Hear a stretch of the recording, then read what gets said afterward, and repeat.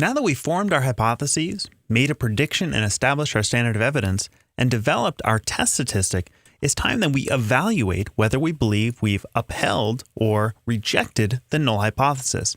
That is, have we obtained a sample that leads us to believe the null hypothesis is not a good explanation for the difference we obtained? Remember, the null hypothesis simply states that the difference we saw from our sample versus the population, assuming the null is true, is due simply to sampling error. So in this stage, it's just a question of, do we believe still that sampling error alone is the reason for the difference we see?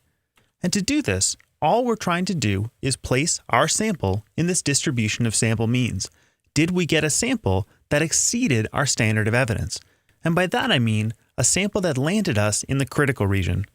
Now, since I drew out the scale in terms of X bar units, we can already see where our sample will land us. It'll land us right here at a mean of 106, or a z sub x bar, our test statistic, at 1.6. So we can already see that we haven't landed our sample mean in the critical region, which in our case is akin to saying that our sample is not extreme enough based on our standard of evidence we established to reject the null hypothesis as reasonable. In other words, it's perfectly reasonable that sampling error alone could have returned us our sample mean. Now, this isn't saying that the null hypothesis is true. It's simply saying we do not yet have evidence enough to reject as reasonable the null hypothesis as the explanation for that difference.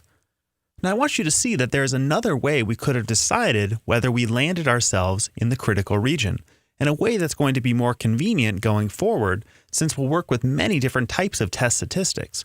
And the way we can do this is by using that proportion more extreme value. Remember, a p-value is just a way of describing how extreme a score is in a distribution, which is exactly what we're trying to do here. And remember, a p-value is just the proportion of a distribution more extreme than a given score. We had two varieties, that one-tailed p-value, the proportion more extreme in one tail, and we had the two-tailed p-value, the proportion of a distribution more extreme in both tails.